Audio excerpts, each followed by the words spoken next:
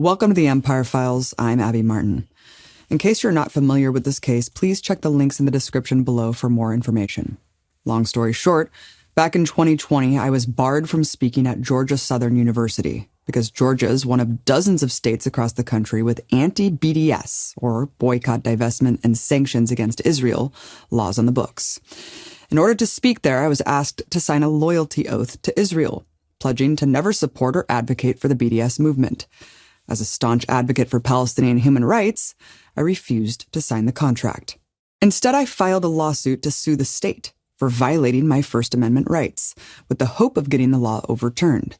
And in May of 2021, on the heels of another vicious Israeli onslaught in Gaza, Georgia Federal District Court Judge Mark Cohen ruled in my favor. This was a huge victory and added to the precedent set by legal challenges against these unjust laws in other states. This, of course, outraged the Israeli government, which lashed out on social media and went to work trying to overturn our victory. These laws were on the books in the first place, not because of the desire of the American people, but because of the desire of the Israeli lobby.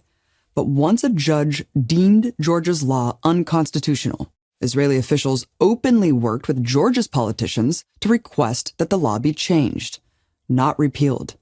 This is not even hidden. Check out how crazy this is. In the actual legislative session, an Israeli government official was present.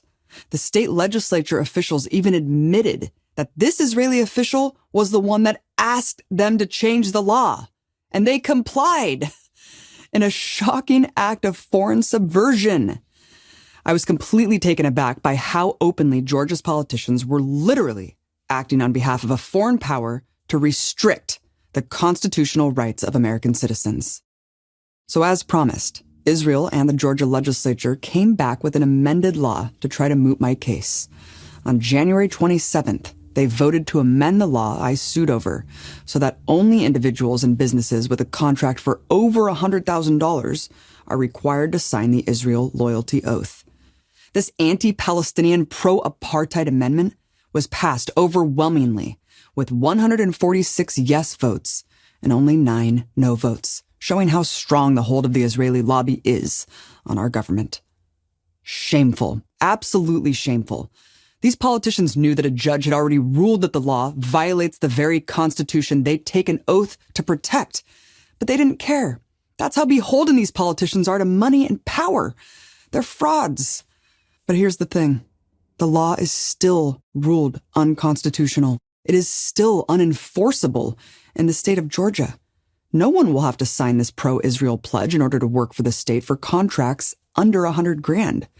But if any individual or business with over $100,000 in contracts refuses to sign it, it would still be deemed unconstitutional to try to punish them under this law.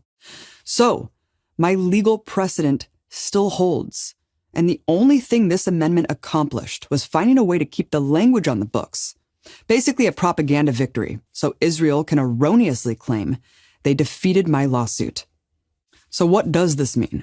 Well, the pro-Israel crew is happy they can claim to have made my lawsuit irrelevant because they stopped the law from being repealed by simply modifying it. And they're completely counting on the fact that no business with big contracts will follow suit and continue to challenge the law. Of course, even though the law is still unconstitutional and thereby unenforceable, it is still criminal that it's on the books at all, and clearly will still have a chilling effect on those who may feel they have no choice but to choose between their free speech rights and the ability to work in Georgia. This is not about me. It's about all of us and the guiding principles that supposedly make our country great. For as much as the corporate media and political establishment cry about censorship and free speech, there's barely any discussion about these outrageous laws that exist in more than half the country. The crackdown on Palestine solidarity and pro-Palestine speech is one of the biggest threats to the First Amendment today. And these laws are part of Israel's strategy to criminalize peaceful activity and speech that undermines their legitimacy. When will this country wake up to this egregious assault on our civil liberties?